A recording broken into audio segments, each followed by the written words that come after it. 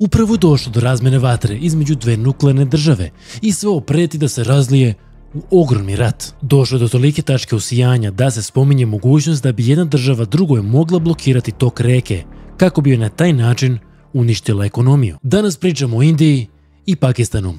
Sve se zakuvalo 22. aprila kada je došlo do jezivog napada, gdje je 26 osoba izgubilo život. Inače, grupa naoružanih ljudi je izvršila segregaciju.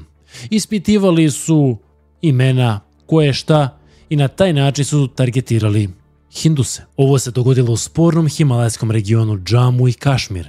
To je redak napad na turiste u području koje je opterećeno decenijama pobune i protivljenja indijskoj vladavini. Indija je identifikovala dvojicu od trojice osumnjičenih militanata kao Pakistance, iako je Islamabad negirao bilo kakvu ulogu i pozvao na neutralnu istragu. Narod u Indiji je sada toliko besan da čak pozivaju na rat, tačnije, vrše pritisak na političare da izvrše vojni udar na Pakistan, a Indija već duži vremenski period optužuje Pakistan da ovi postiču i finansiraju terorizam u ovoj spornoj oblasti, Kašmiru. Nuklearno naoružane zemlje su pokrenule niz mjera jedna protiv druge, pri čemu je Indija stavila pod zabranu ključni sporazum o vodama Inda, a Pakistan je zatvorio svoj vazdušni prostor za indijske aviokompanije. Indijska vojska je saopštila da je odgovorila na vatru iz lakog oružja sa više položaja pakistanske vojske oko ponoći u nedjelju, duž 740 km duge de facto granice koja razdvaja indijske i pakistanske oblasti Kašmira. I dalje nije poznato da li je bilo smrtnih ishoda i da li uopšte ova razmjena vatre i dalje traje.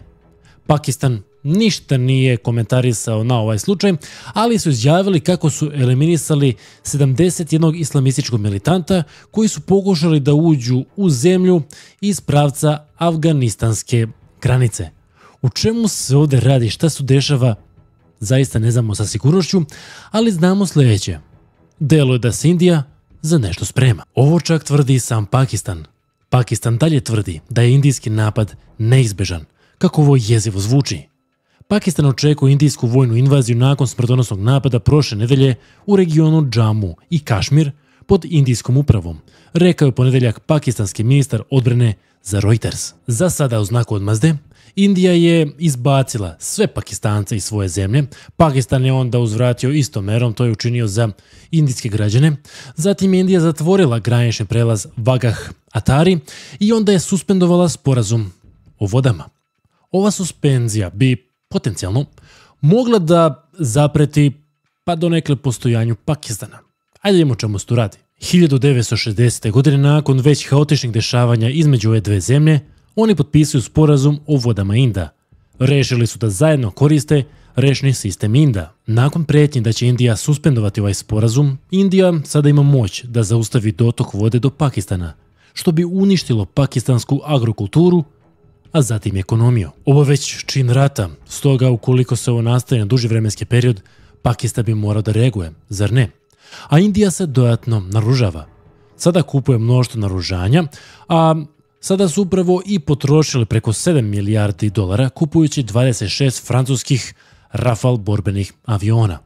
Mnogi se pitaju da li postoji neki datum kada će Indija reagovati te se upustiti u rat protiv Pakistana. Sve oči su sada uprte u Kašmir, jer ovo je prvi put da bi direktno dve nuklearne zemlje mogle ući u rat. Ishod je neizvestan. Ono što je činjenica, čak i da se nije dogodio ovaj teroristički napad, delovalo je da je bilo samo pitanje vremena kada će se ove dve zemlje sukobiti. Oni se organski ne podnose. Zašto?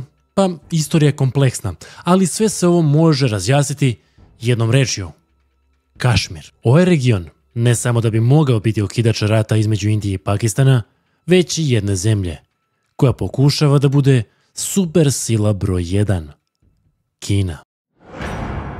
Da bismo saznali zašto se zaista Indija i Pakistan toliko mrze, moramo otići do korena problema. A često ćete čuti da je koren problema, dame i gospodo, Britanija.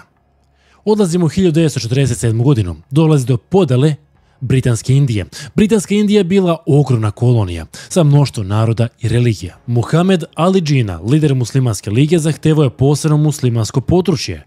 Plašio se da bi bili potlačeni od strane većinske hinduističke Indije. Rezultat je bila podela iz 1947. godine, stvaranje dve države, Indija, većinski hinduistička, ali sekularna, i Pakistan, većinski muslimanski. Podela je bila brza, kljakava, haotična. Sve je dovelo do masovnih migracija od preko 15 miliona ljudi. Tokom ovih seoba dolaze i do sukoba. Izgubilo je život preko milion ljudi. Sukobi se vodili između muslimana, hindusa i sikha.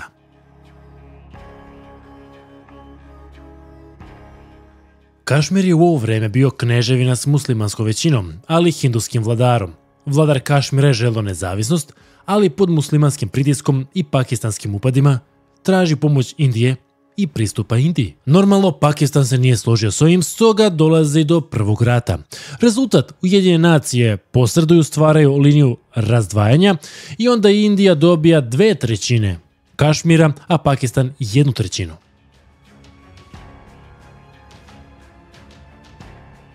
Te godine Pakistan pokuša da podstakne ustanak u indijskom Kašmiru. Indija odgovara jakom vojnom silom. Nakon teških borbi, pod pritiskom međunarodne zajednice, obe strane pristaju na primirje, tada dolazi do Taškentskog sporazuma. Naravno, ovo je sve uprošteno. Tu je bilo dosta i unutrašnjih spletki i političkih igara, ali i uticaja Sovjetskog saveza i Amerikanaca. Oni su, baš kao i Britanci, dodavali ulje na vatru u mnogim sukobima i tako su preko proksi zemalja se nadmetali. To je bio slučaj i sa Indijom i Pakistanom. Sovjetski savez je podržavao Indiju, dok su Amerikanci i Kinezi više naginjali ka Pakistanu.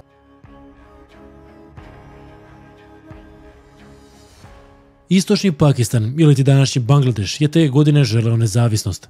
Indija pomaže tamošnjim pobunjenicima zbog ogromnog priliva izbjeglica, ali i zbog normalno destabilizacije svog neprijatelja. Tada Indija ulazi u rat i kroz nekoliko nedelja Pakistan biva poražen, a Bangladeš postaje nezavisna država. Sovjeti su također imali veliku ulogu u svemu ovome. Onda dolazi do još mnogih manjih sukoba i do nečega što možemo nazvati kao nuklearna trka. Vremenom Indija i Pakistan razvijaju nuklearno oružje. Indija testira bombu 1974. godine. Nasmeni Buda bio je kodni naziv prvog uspješnog indijskog testa nuklearnog oružja. Kao odgovor, Pakistan je prvi put testirao nuklearno oružje u maju 1998. godine pod nazivom Chagai-1. To je bila serija podzemnih nuklearnih testova. Program svoj uspjeh delimično duguje tajnoj međunarodnoj mreži za šverc nuklearne energije Abdul Kadira Kana. Da sumiramo, Kašmir je jedno veliko bure baruta i delo da nikada neće biti miran. Tu je bilo još mnoštvo manjih, ali jednako krvavih sukoba i danima bi smo pričali o istima kada bismo se fokusirali na tu temu. Evo recimo, Kargilski rat je bio 1999. godine ponovo za Kašmir. Sada, ovdje ima još jedna komplikacija. Kina također drži nekih 10% Kašmira i već je bila u manjim sukobima sa Indijom. Kao što sam rekao, oko 10% teritorije Kašmira drži Kina. Kina je zauzela ovaj deo posle rata sa Indijom 1962. godine, bukvalno su ih nadmudrili. I ponovo su Britanci imali veliku ulogu u nestabilnosti ovog dela Kašmira, praveći dve čudne granice. Znači, Indija kontroliše najveći i najnaseljeniji deo, zvanično nazvan savezna teritorija Džamu i Kašmir i Ladak. Pakistan kontroliše severozapad, Azad Kašmir i Gilgit-Baltistan.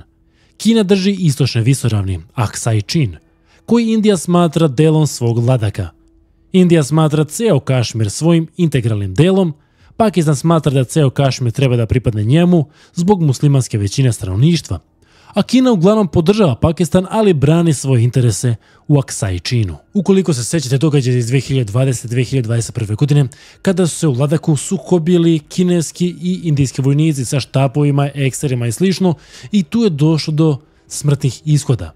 Ovo je znači još jedan deo Kašmira koji predstavlja bure baruta. A sada vidimo šta bi se prilike dogodilo kada bi Indija i Pakistan zvanično zaratili. Što se tiče odnosa snaga, postoji velika razlika. Indija je jedna od najbrže rastućih ekonomija sveta. BDP Indije je sada veći od britanskog i približava se nivou Nemačke i Japana. Tu je i snažna industrijska baza, IT sektor, farmacija i proizvodnja oružja. Vojno, makar na papiru, Indija je jedna od najsnažnijih vojski sveta, brojčano druga ili treća na svetu. Ima sopstvenu proizvodnju aviona Tejas. nosače aviona, hipersonične, balističke rakete i još mnogo toga. Tu je velika modernizacija uz pomoć domaće industrije, saradnja sa Rusijom, Francuskom, Izraelom i Sjedinjenim Američkim Državama. Što se tiče Pakistana, ekonomski je u velikim problemima. Ogroman spoljni dug, inflacija, slaba valuta, zavisnost od pomoći MMF-a, Kine i zalivskih država. Industrijska baza slaba, a politička nestabilnost česta. Pakistan također ima snažnu vojsku, nuklearna je sila sa 160 ili 170 nuklearnih bojevih glava, slično Indiji, ali oni imaju problem sa manje sofisticiranijim dostavnim sistemima. Također, fali im i novca za dodatnu modernizaciju vojske. U ratu sa Indijom sve bi zavisilo koliko bi im Kina pomagala. Na papiru, Indija danas ima veliku prednost nad Pakistanom u ekonomiji, diplomatiji i vojnoj tehnologiji. Pakistan se oslanja na Kinu i nuklearno oružje kao odvraćanje, ali je sve više unutrašnje oslabljen. Znači prvo mora rešiti unutrašnju nestabilnost. To je vojni budžet. Indija troši oko 70 milijardi dolara godišnje na vojsku, Pakistan oko 10 do 12 milijardi.